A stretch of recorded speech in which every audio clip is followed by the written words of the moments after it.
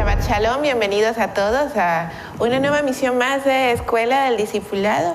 Vamos a aprender todos juntos a estudiar con el capítulo 34 del libro de Éxodo. Bienvenido, hermano Gustavo. Muchas gracias, hermana Isabel. Bueno, empecemos.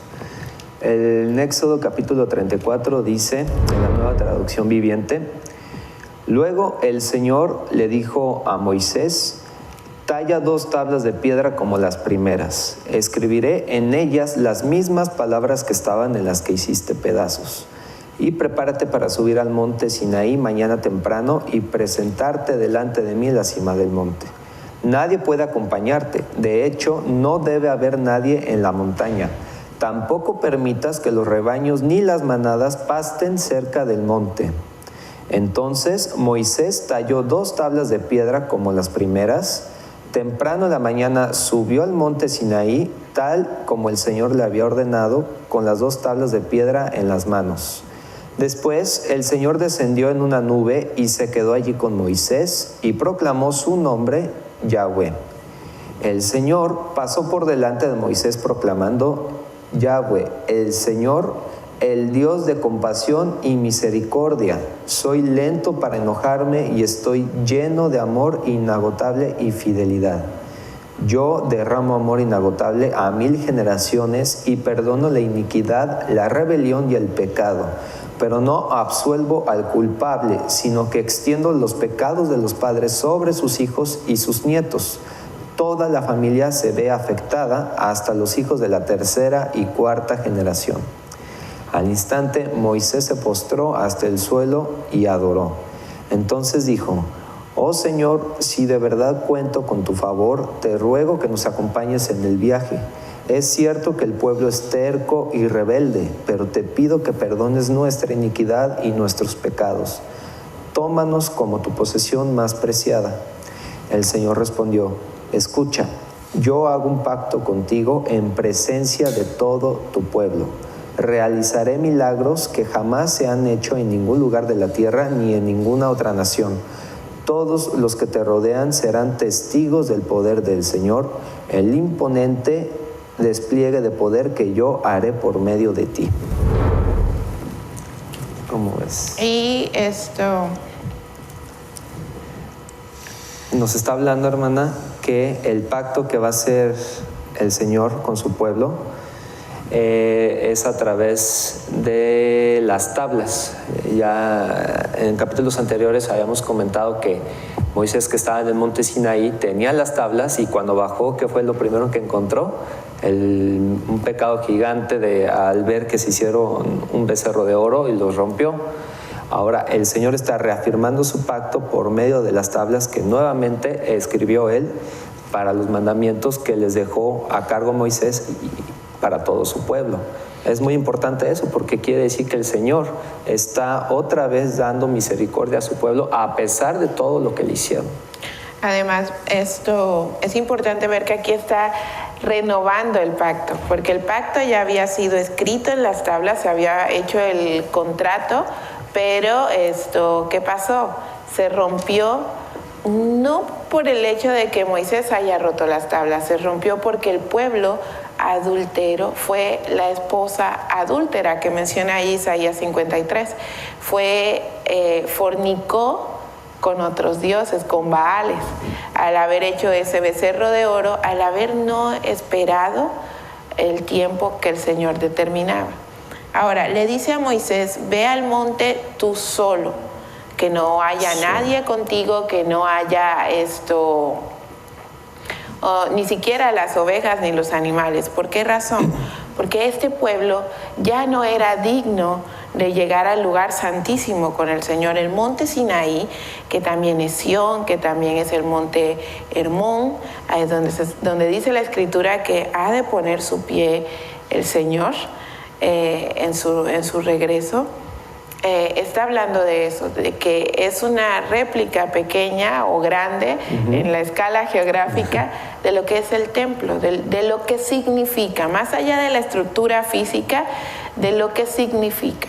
Tenemos un lugar donde se ofrenda, donde hay la expiación de los pecados. Tenemos un lugar santo y tenemos un lugar santísimo, al cual solo aquel que es digno puede llegar.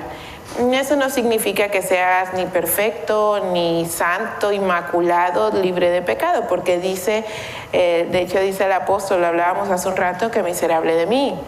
¿Quién me librará de este cuerpo de muerte? Porque está sujeto a la ley del pecado, a la ley de la carne.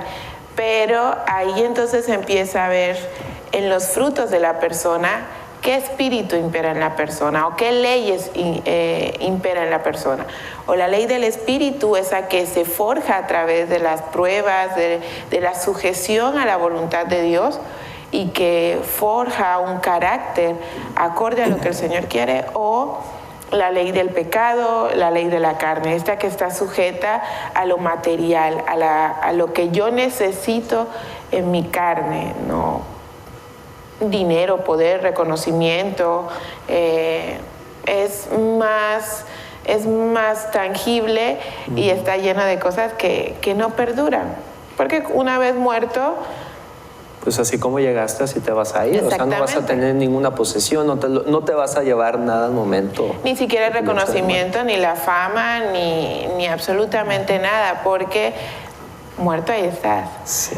Y ya no hay otra oportunidad. En cambio, aquel que vive y que el fruto se ve, que la ley que impera en sí es la ley del espíritu, esa persona trasciende.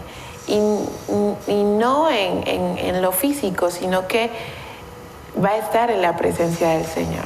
Esa persona vivirá eternamente en la presencia del Señor. Y no hay galardón más grande que ese. Entonces, pues sí, es meramente lo que mencionas, hermana. Pablo en Romanos 7 habla claramente de que por nosotros tenemos una naturaleza pecaminosa. Se nos hace muy fácil cometer pecado, y el pecado puede ser diferente al que yo tengo, al que tú tienes. Digo, cada quien tiene una necesidad personal que quiere satisfacer, ya sea en lujos o en todo lo que se nos pueda ocurrir. Pero es una aflicción si realmente estudiamos la palabra, porque en realidad pues es ser miserable. O sea, ¿cómo vamos a seguir pecando sabiendo de que ya conocemos la palabra del Señor y todavía tenemos esa aflicción? ¿Me explico? Pues claro que nos sentimos miserables, porque es una lucha interna que tenemos que hacer todos los días, y todos los días pecamos. Antes del programa habíamos platicado de que cometemos pecado de manera voluntaria o también de manera involuntaria. No nos damos cuenta. De hecho, tú decías aquí que leías precisamente el verso 6 cuando dice: entonces Yahweh pasó por delante de él y proclamó: Yahweh, Yahweh, Dios compasivo y bondadoso, longánimo y abundante en benevolencia, amorosa y verdad, que guarda benevolencia amorosa para miles de generaciones, que perdona la iniquidad, la transgresión y el pecado, pero de ningún modo dará por inocente al culpable, sino que visita la iniquidad de los padres sobre los hijos y sobre los nietos hasta la tercera y cuarta generación. Ahí, antes de entrar a hablar aquí en el programa, en este estudio, hablábamos de algo muy importante que tú mencionaste, y es que el pecado no es una serie de hechos contados. El pecado, eso es la materialización del pecado, pero el pecado en sí es una actitud. ¿Y por qué pasa de generación en generación? Porque se enseña. Así es. Porque se enseña. Usted, por ejemplo, yo soy mamá y le digo a mi hijo: oye, no copies en el examen, pero vete al supermercado y agárrate esas 2 uvas y cómetelas, no pasa nada, total nadie nos vio. Entonces, qué enseñanza, ¿verdad? Exactamente, porque le estoy diciendo con palabras que no copie en un examen, que no haga lo que no debe hacer, que no se comporte de tal manera, pero con mis actos le estoy diciendo que está bien. Y sabes que según estudios neurológicos, el 30% de lo que nosotros aprendemos lo escuchamos. El otro 70%, e incluso hay estudios que amplían un poco más ese margen, lo aprendemos a través del ejemplo. Entonces, si yo no vivo conforme a lo que el Señor establece, eso le voy a enseñar a mis hijos. Yo le puedo decir a mi hijo todo el día: no mientas, no robes, no digas falso testimonio, no trates mal a tu hermano, trátalo como te gustaría que a ti te trataran. Pero si yo no lo hago, entonces simplemente va a saber que está mal, pero va a también saber que lo puede hacer. Si no lo haces, si le enseñas los mandamientos, si no lo haces, pues estás haciendo totalmente lo contrario. Estás engañando, estás robando, estás dando falso testimonio, y como bien decías, el testimonio, ¿no? Qué mejor ejemplo que el testimonio. Si tu hijo te va a ver haciéndolo totalmente lo contrario a lo que le dijiste, pues claro que te va a copiar. Pues es que eres su madre. Pues lo mismo, los padres a sus niños en las escuelas ya normalmente ya tienen otra forma de educar a los niños. Ahora, ¿por qué se dejan influenciar tan fácilmente con esto, con los dispositivos? En realidad ya prestan más atención los niños a los dispositivos que a los padres al momento de enseñarles algo. Y los padres pues no se han dado cuenta porque ellos también están distraídos con estos dispositivos. Y muchas veces toca así, se distraen bastante como para que los padres ahora den un permiso más, digámosle así, más peligroso a los niños. A los niños hoy en día tú los dejas con los amigos, salen más tarde, los padres se preocupan menos ahora por eso. Están viviendo cosas, los niños están viviendo cosas que no deben de vivir sino hasta que pasen la adolescencia o hasta que sean mayores todavía. Y ya niños muy adelantados. Los dispositivos sí nos han mejorado, facilitado muchas cosas, tienen muchísimas herramientas, pero ha influido también tanto en el comportamiento, en nuestro comportamiento, en nuestra conducta, y las personas número uno que recaen en eso son en los niños.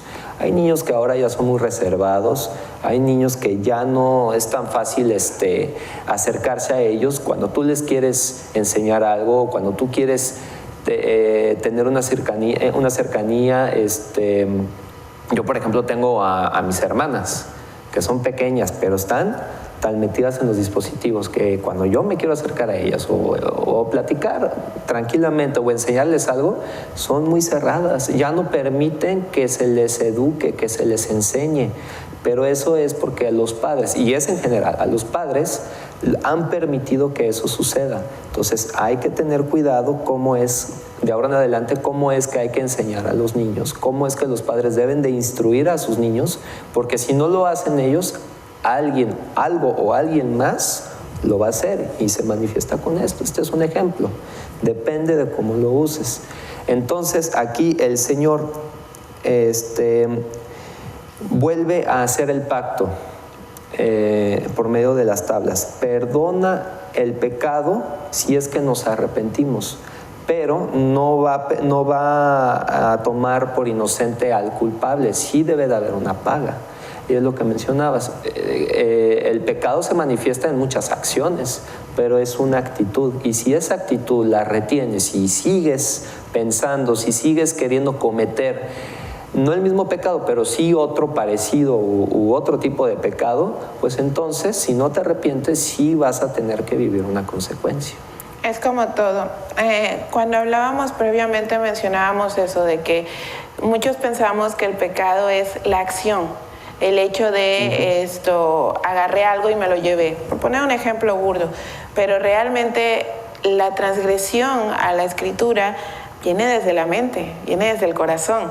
Entonces, por eso dice la palabra de Dios, Él no ve la acción de la persona, sino que discierne la intención, que discierne el corazón, porque allí es donde se gesta.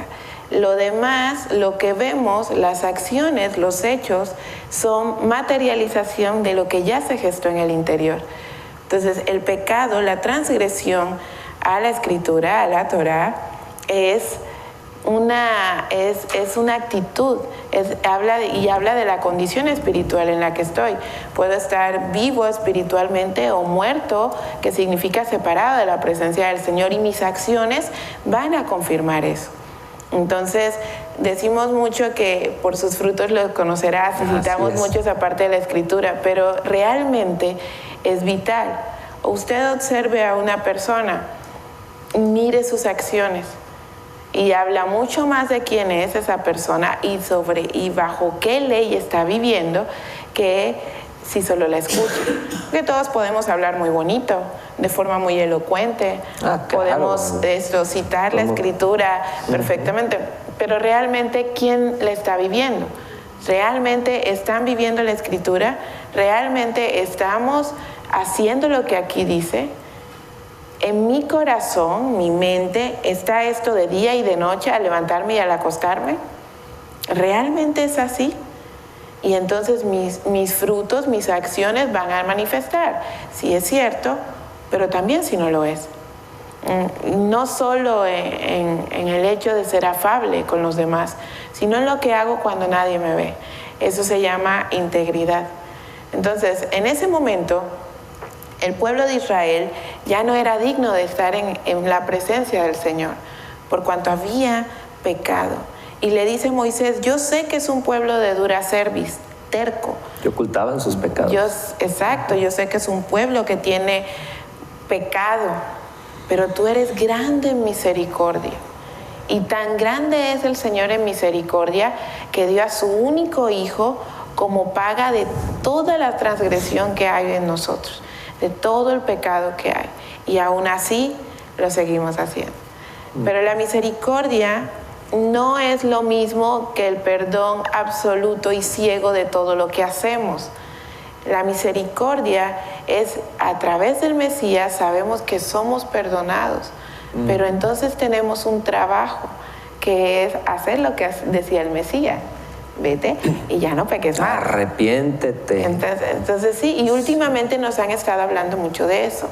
Arrepiéntete o teshuvá en hebreo, pero ¿qué es realmente arrepentirse? Porque lo confundimos con remordimiento. Como un estado emocional, ¿verdad? Es muy pasajero. Exacto, porque el remordimiento es algo que me hace sentir mal un rato, pero pasa otra cosa y se me olvida y se acabó. Y probablemente lo vuelva a hacer mañana o pasado o en 10 años. Pero el arrepentimiento real, cuando realmente yo me arrepiento, es la acción de ser consciente de quién soy, de qué he hecho y de buscar regresar a la senda. Regresar a la senda antigua no es otra cosa que regresar a la Escritura, regresar a lo que Dios establece. Y hablábamos de algo tonto y gracioso al mismo tiempo antes de entrar, de que eso no nos vuelve exentos de no pecar. De hecho, le decía, creo que era vos, le decía hace un rato, cómete una gelatina. Y yo te lo voy a aceptar. A mí me gusta mucho la gelatina. Pero la gelatina tiene pezuña de cerdo, entre muchas otras cosas. Y yo ni en cuenta. Y dice en Levítico 11 que no comerás nada que tenga pezuña, que no tenga pezuña hendida y no rumee. Entonces ya sin darte cuenta te comiste una gelatina, eso tiene cerdo y ya se acabó. Pero entonces no te vas a condenar por haberte comido una gelatina, porque dice que ahí está la misericordia del Señor. Tú vas todos los días, ¿sabes qué, Señor? Perdóname porque he podido transgredir tu palabra y ni siquiera me di cuenta. Y dice el Señor, yo veo la intención de tu corazón. Es lo mismo que hacía el rey David. Todos los días caía postrado delante del Señor y pedía perdón. Y el rey David cometió pecados así de chiquitos y unos gigantes. Y todos sabemos cuál es la historia de él. Porque escrita está en la Escritura, valga la redundancia. Entonces, la misericordia, nuestra humanidad, hay esas dos naturalezas. Está la naturaleza que es en la carne, que está sujeta al pecado, pero también está la naturaleza divina. Claro. También está ese Espíritu Santo maravilloso obrando en nosotros, redarguyéndonos, instruyéndonos en justicia, si realmente somos hijos de Dios. Así es. pues no todos somos culpables. La misericordia, entonces, como pregunta, ¿se puede ver tanto la abundancia como la escasez de una persona? Claro que sí, porque todo inicia en el corazón, ¿verdad? Entonces, dependiendo de cómo estás tú delante del Señor, cómo está tu condición, si es que realmente viste en dónde estás parado y deseas volver a las sendas antiguas, es decir, a la palabra, entonces no importa lo que vaya a acontecer a tu alrededor. Una persona puede decir, Señor, es que lo único que veo es puro desastre, o todo está mal, estoy perdiendo esto, me peleé con tal persona, perdí mi trabajo. Pero es que en realidad, ¿en dónde está tu corazón? Tu integridad es lo más importante que debes conservar, porque es tu corazón lo que tú le vas a encomendar al Señor, y Él te lo está pidiendo. No para que es para que entiendas, debes ser una persona moldeable a su voluntad. Es la única manera que nosotros podemos hallar esa paz que muchos buscan pero pocos encuentran. Y es muy difícil admitir, para llegar a ese estado de paz o de gozo con el Señor, pues el primer paso que debes hacer es quitarte el orgullo y admitir que tú has sido culpable, el único culpable de todos tus pecados. No debes de culpar a nadie más porque te haya pasado algo malo, ¿verdad?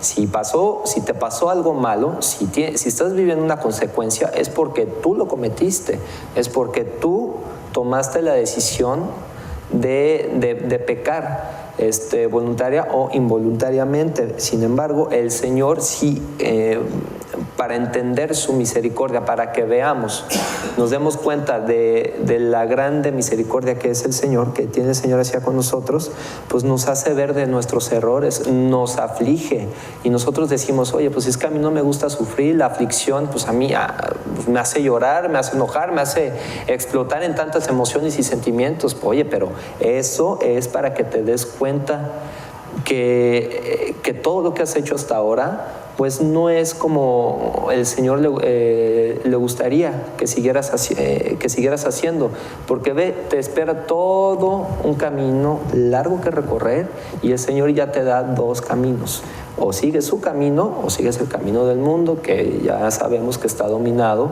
por el príncipe de este mundo, que es Satanás. Entonces tú, ahora, sabiendo ya esto, tú ya eres capaz de discernir y tomar una decisión en tu vida. ¿Qué es lo que quieres hacer?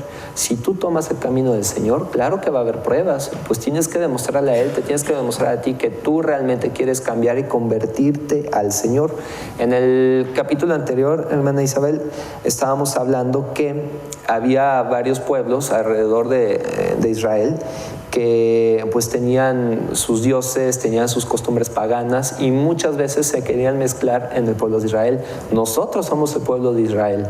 Entonces, estos pueblos, por ejemplo, el amorreo, el cananeo, el eteo, el fereceo, el heveo, el jebuseo, pues bueno, son personalidades que hoy en día pues sí se manifiesta en el mundo. O sea, cada uno tiene un poquito de todo, ¿no?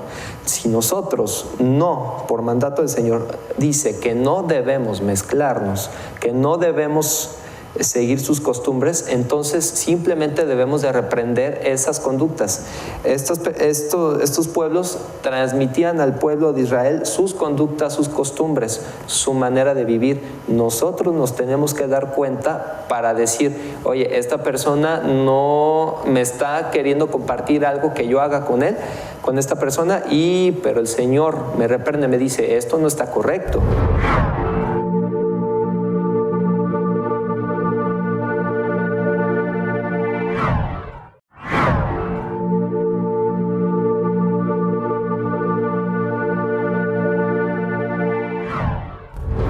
Debes ser capaz de discernir, porque si permites que mezclarte con esa conducta o con esa actitud, con la actitud que el Señor te estuvo enseñando, entonces sí vas a volver a cometer pecado, vas a dar otro giro, te vas a ir al camino por el cual estabas yéndote hace poquito, o sea, el camino del mundo, de la ley del pecado. Entonces sí hay que estar muy abusados con este tema. Dice que el camino del Señor es angosto. Y eso significa que va a ser un camino lleno de pruebas todo el tiempo. ¿Por qué tienes que ser probado? Para que el carácter se vaya forjando. Y que el camino del mundo es ancho. Porque, vamos a ser sinceros, a Satanás no le interesa que te salves, todo lo contrario. Entonces, pero aquí hay algo muy importante. El Señor, Moisés no le decía a Yahweh, yo sé que Satanás va a golpear el pueblo de Israel. O sea, yo sé que este pueblo es de dura cerviz, terco. El peor enemigo que una persona tiene para cumplir la voluntad de Dios es la persona misma. Después el mundo, después Satanás. Pero el peor enemigo es la persona misma. ¿Por qué? Porque uno está sujeto a sus concupiscencias, a sus idiosincrasias, a su manera de pensar. Nos vamos degradando conforme vamos creciendo. Y eso es muy triste, pero es la verdad. Nuestro peor enemigo somos nosotros mismos. Y entonces la lucha constante de todos los días para poder separar al mundo, para no hacer caso a las acechanzas del enemigo, es estar yo, persona, sujeta a la voluntad de Dios a través de la palabra. Para que entonces el Espíritu Santo more en mí y haga eso, se convierta en mi guía, en mi instructor, en mi reprensor cuando he transgredido la palabra del Señor. Y esa es la lucha constante. Todos los días lucho contra mi naturaleza, contra mí mismo, para obedecer al Señor. Porque todos somos pueblo de dura cerviz, todos somos tercos en algún momento. En todos nosotros hay pecado, pero dice la palabra de Dios que todos los que en Él creen son llamados hijos de Dios. Y entonces esas personas vamos a estar todo el tiempo luchando contra nosotros mismos. Le decía algún día a alguien, le decía, mi oración es, Señor, hazme menos yo. Todos los días, hazme menos yo. Negarse. Exactamente. ¿Por qué? Porque si soy yo, soy mi carne. ¿Sí? Y en mi carne cometo cualquier cantidad de errores, cualquier cantidad de pecados, cualquier cantidad de cosas. Y a lo mejor yo, persona, lo voy a ver bien, porque yo creo que es así. Pero cuando estás sujeto a la voluntad de Dios, no le importa si a ti te parece bien o no. Aquí está escrito de esta manera, entonces así me voy a conducir. Le decía en algún tiempo a alguien, decía, no te tiene que gustar, no tiene que estar acorde a lo que tú esperabas que fuera. Si yo quiero, yo deseo, yo necesito, no, así no funciona. Porque la verdad es que el 99.9% de las veces los planes del Señor y los tuyos no compaginan. Gloria a Dios cuando empatan y dices, oh Señor, gracias. Pero si no, también gloria a Dios, porque debemos aprender que a los hijos, y entonces aplicar lo que dice ahí en Romanos, que a sus hijos todas las cosas vienen a bien. ¿Qué es lo que nos viene a bien? Que todo genera un aprendizaje. ¿Un aprendizaje para qué? Para estar más sujetos a la voluntad de Dios, para ser más como el Señor necesita para su plan, para su propósito que nosotros seamos. Porque ¿sabes qué? Dice que si Él te pone y te prepara, pero su plan no se estanca porque tú no lo quieras hacer o te niegues. Porque el Señor es Dios.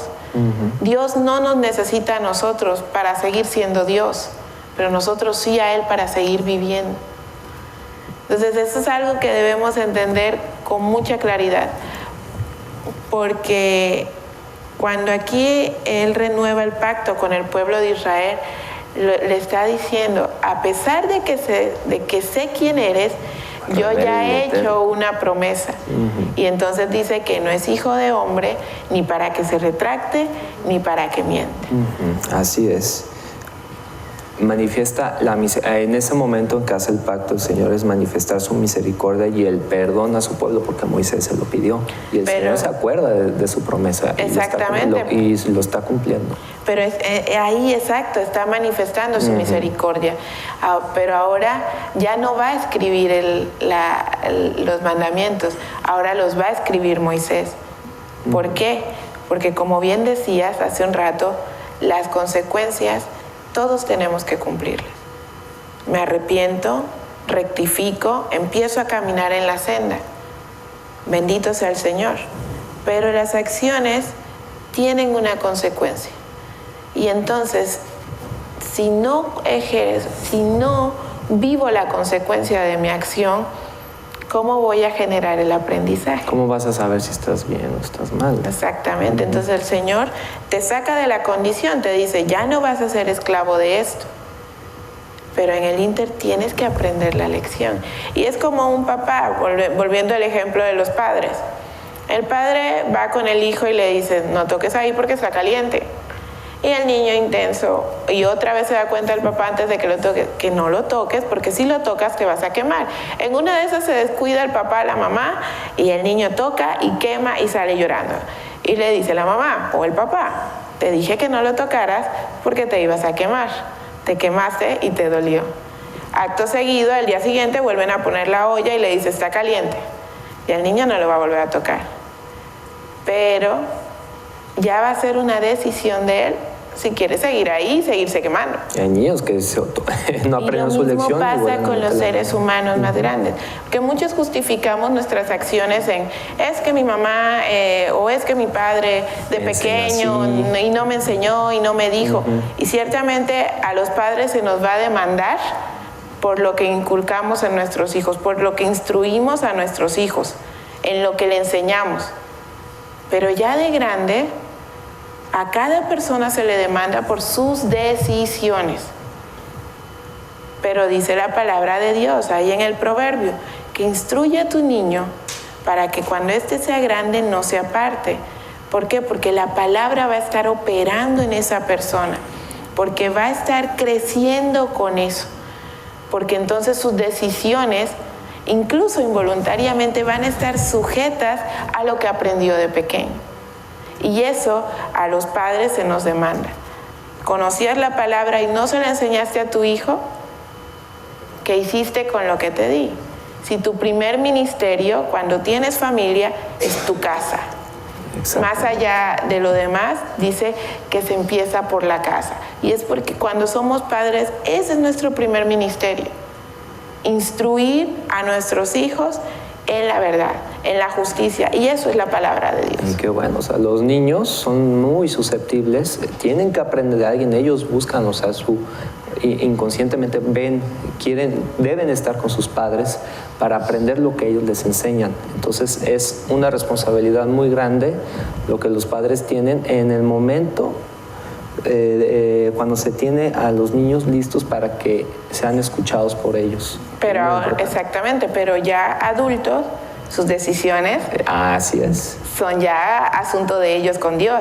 ¿Qué pasa cuando ya los niños crecen y tú no tomaste la oportunidad de enseñarle la palabra a tus hijos desde pequeño? ¿Qué va a pasar cuando ya sean adolescentes? Pues te van a ser muy rebeldes, no te van a escuchar con tanta facilidad como lo hubiera sido de pequeños. Entonces ahí está un reto todavía mucho más grande y es posiblemente una de las consecuencias porque tú tomaste la decisión de no hacer nada. Para eso lo que tienes que hacer es, como padre, instruirte primero para enseñarle a tus hijos. Es muy importante eso y qué mejor que dar el ejemplo. Tienes que ser muy recto en tus hijos. Si le dices a un hijo, levanta, te tiene que ver levantando primero. Sí. Porque realmente las personas aprendemos con el ejemplo. Hay personas, tengo el gusto de conocer gente muy inteligente en cuestión de almacenar información. Muchísima. Y es increíble ver cómo citan cosas de todas partes. Pero al momento de llegar a la práctica, no saben qué hacer con esa información, porque no aprendieron a traducir ese conocimiento en algo práctico. El testimonio es lo mismo, es la palabra de Dios traducida en lo práctico. Lo que yo estoy aprendiendo, si realmente lo estoy entendiendo, porque puedo almacenar versículos y versículos. Eso es muy importante entenderlo, que almacenar versículos y recitarlos no es lo mismo que vivir la Escritura. La palabra de Dios tiene que ser viva en nosotros.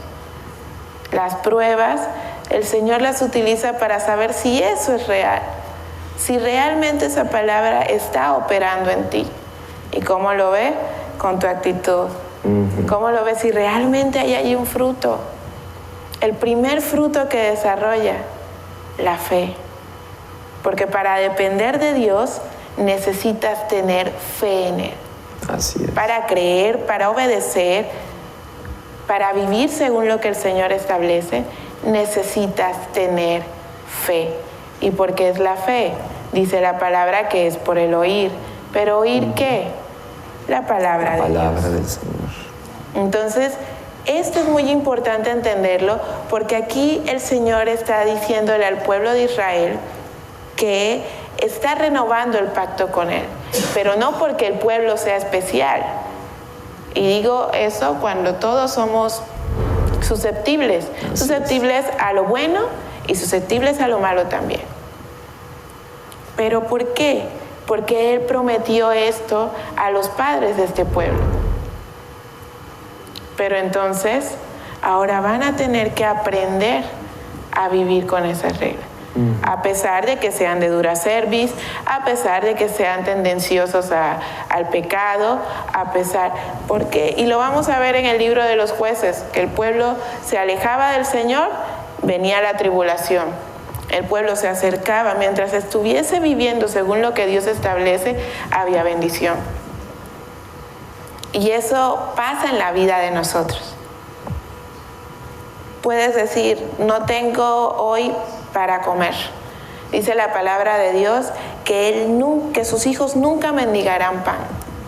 Y a lo mejor no lo veas en billetes o en monedas, pero algo sucede y hay comida ese día en casa. Y es cuando sabes que ahí está la mano del Señor. Aprendes a depender del Señor en todo. Y que por eso dice que lo primero que tienes que hacer es buscar su reino, su justicia, que lo demás viene solo. Sí, primeramente, acostumbramos mucho aquí nosotros a anhelar primero lo que nos gustaría tener, ¿verdad? Pero no, es al revés. Lo tuyo va a venir por añadidura, pero lo que tú primero debes hacer es buscar el reino de Dios que está en ti. Tú eres morada del Espíritu Santo, eres templo para que puedas recibir el Espíritu y vivir conforme a la voluntad del Señor Yeshua. De hecho, hermana Isabel, el pecado del pueblo de Israel ante el Señor era muy grande, porque idolatraron a un Dios falso, a un becerro de oro. Pero ¿cómo fue que el Señor Moisés escribió las tablas y renovó el pacto? Hoy en día, ¿cómo lo podemos ver? El Señor ama al pecador, pero aborrece el pecado. Nosotros somos pecadores. Ninguno de nosotros es tomado por inocente. El Señor perdona el pecado, sin embargo, sí debe de haber un precio que pagar. ¿Cuál es ese precio? El que paga por ese precio, por mi pecado, para que sea removido el pecado que yo cometí delante del Señor, para que yo pueda volver a su camino, a la senda antigua, es a través del Mesías, del Señor Yeshua. Amén, así es. Él es el que murió por ti, por los pecados futuros que vas a cometer, pero debes arrepentirte de corazón. No agarremos esa actitud de que, porque el Señor ya murió por nosotros, entonces quiere decir que la próxima vez que yo peque, pues bueno, se me va a perdonar, entonces puedo pecar todas las veces que yo quiera. Eso es un error, ese es un pensamiento muy, muy peligroso, es muy delicado, porque te estás aprovechando de la misericordia del Señor, de la palabra, de eso es de lo que te estás aprovechando y no está bien. Debes arrepentirte realmente por cada ocasión que tú haces pecado. Y el Señor, para que pueda perdonarte, para que puedas tener tú la oportunidad de regresar a esa intimidad con Él, es a través del Mesías. Él aboga por ti, Él murió por ti, Él es el único que puede remover de ti el pecado para que tú puedas volver a esa intimidad con Yahweh. Tú tienes que orar todos los días, orar fervientemente para que puedas regresar a esa intimidad. Tú eres el único que puede hacerlo, porque nadie más lo hace por ti. Debes de entender que el Señor Yeshua es el único, Él es el camino, la verdad y la vida que te puede quitar de la miseria que tú venías cargando toda tu vida. Por muy chiquitito o muy grande que sea el pecado, es abominable para Yahweh. Entonces, gracias a Dios. Tal vez para muchas personas se les hace ya muy común decir que el Señor murió por tus pecados, el Señor fue crucificado para el perdón de pecados. O sea, se nos hace muy común ya escuchar eso, pero no entendemos realmente el motivo, ¿verdad? Muchas personas, yo he escuchado personas ahí conocidos que creen saber mucho de la palabra o tienen al menos una opinión muy superficial, pero es que el Señor, ¿para qué murió por mis pecados? Y yo qué hice para que el Señor fuera crucificado.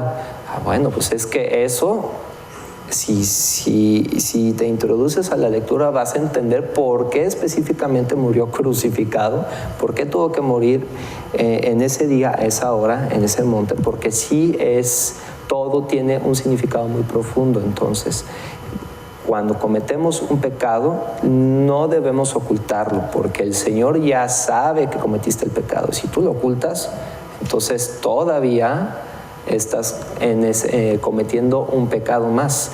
Tienes que exponerlo, tienes que manifestarlo. No le ocultes nada al Señor y debes orar y decirle: Señor, yo pequé en esto porque sigo siendo débil en la carne, todavía me llama esto, todavía me llama lo aquello, pero Señor, aquí estoy hecho trizas, te dejo todo mi corazón porque está contrito y humillado, y realmente quiero volver a las sendas antiguas porque estoy arrepentido y tomo la decisión de seguirte a ti y no más a mi carne. Y el Señor te lo va a hacer saber a través de Yeshua, y hay señales para eso. Si podemos recordar en episodios anteriores, las señales que yo veo tú no las puedes ver, es personal, porque solamente tú y el Señor pues conoce las concupiscencias de tu corazón. Entonces, si ves una señal, disciérnelo bien, tómalo, y ahí está la lección que debes aprender. Es la manera en que el Señor te está mostrando que ya debes de dejar la carne, que estás en la prueba, y tú tienes que luchar para alcanzar esa misericordia, para alcanzar y volver a tener esa fe que habías perdido. Entonces, gracias a Dios, bueno, yo en lo personal lo he entendido mucho mejor. Yo también me preguntaba, es que el Señor, ¿qué hizo en la cruz? ¿Cómo fue que perdió todo? ¿Cómo fue que perdonó todo el pecado del mundo estando en la cruz? Bueno, ahora ya lo entiendo, ya lo comprendo. Todos nuestros pecados, el Señor Yeshua es quien los paga, no nosotros. O sea, nosotros vivimos con las consecuencias como un aprendizaje, pero el Señor murió. Él murió por lo que tú cometiste. Tú no estás muerto, estás aquí, ¿me explico? Pero murió. Y espiritualmente hablando, tú debes estar muerto ya al pecado, porque tenemos esa... espiritualmente hablando, debemos estar muertos ahora al pecado. Todo lo debemos dejar atrás. Entonces, es muy importante el tomar en cuenta que el Señor es el único que nos puede quitar el pecado. No hay nadie más. Amén. Decías hace un rato que Dios ama al pecador, pero aborrece el pecado. Corrígeme si estoy mal, pero es así como... Pues mira, la verdad es que aquel que vive en pecado está separado de la presencia del Señor. Uh-huh. Y si estás separado de la presencia del Señor, para el Señor estás muerto. Entonces, Eso es muy importante tenerlo presente, porque para Yahweh solo hay dos pueblos, su pueblo y los gentiles. Y entonces Yahweh ve por su pueblo. Si lo vemos a lo largo de la Escritura, todas las personas que eran extranjeras se sumaban al pueblo. Lo vemos con Ruth, ¿no? Ella era de origen moabita y se sumó al pueblo. Le dijo a Noemi, tu Dios será mi Dios, y entonces vivió según lo que el pueblo de Israel, según lo que el Señor le había enseñado al pueblo de Israel. Eso es muy importante porque muchas personas utilizan esa maravillosa frase, que además no está en la Escritura, para justificar sus acciones. Pues es que el Señor me ama aun cuando sea pecador. Pero la verdad es que aquel que vive en pecado está separado de la presencia del Señor. Y entonces para el Señor está muerto. Porque para Yahweh la muerte física no es un condicionante de lo que hay o de lo que va a haber. Porque el Señor trasciende al tiempo, trasciende a nuestras leyes físicas, ¿no? Para el Señor la muerte es que Él aparte su rostro sobre las personas, de las personas. Por eso dice, Yahweh te bendiga, Yahweh te cuide y te guarde, resplandezca su rostro sobre ti. Tú preguntabas hace un rato, ¿por qué Moisés le brillaba el rostro cuando subía al monte Sinaí o entraba al lugar santísimo y hablaba y estaba ahí en la presencia del Señor? Porque la gloria de Dios era tanta que se manifestaba a través de él. Entonces su rostro brillaba, estaba pregnado de la gloria de Dios. Y si te das cuenta, puedes reconocer cuando hay personas que viven según la voluntad de Dios, porque parece que brillaran. Cuando hablan contigo, cuando puedes sentir percibe, ¿verdad? que ahí está el Señor. Así es. Entonces, y lo percibes y ves que hay autoridad en esas personas. Ese es el verdadero poder al que tenemos todos que anhelar. Lo demás es efímero, lo demás son cosas más. Pero ese poder que solo a unos cuantos se les da, porque muy pocos entienden que ese es el verdadero poder al que debemos anhelar. Estar pregnados de la gloria de Dios, que se manifieste a través de nosotros la gloria de Dios. Entonces, ese es realmente estar vivos para el Señor, es vivir según lo que Él establece. E insisto, eso no te quita de que no te equivoques, eso no te quita de que no vayas a cometer errores, eso pasa todos los días. Pero lo importante es que gracias al Mesías, como tú decías, tenemos acceso a ese lugar santísimo para decir, Señor, perdóname, me ofrezco como ofrenda viva para que trabajes en mí. Y esperas que suba como olor grato al Señor. Porque si eres fuego extraño, entonces ya también sabemos lo que sucede. Sí. Pero bendito sea el nombre del Señor. Estamos dentro de este pacto que fue renovado aquí en Éxodo 34 y que tenemos la oportunidad de vivir.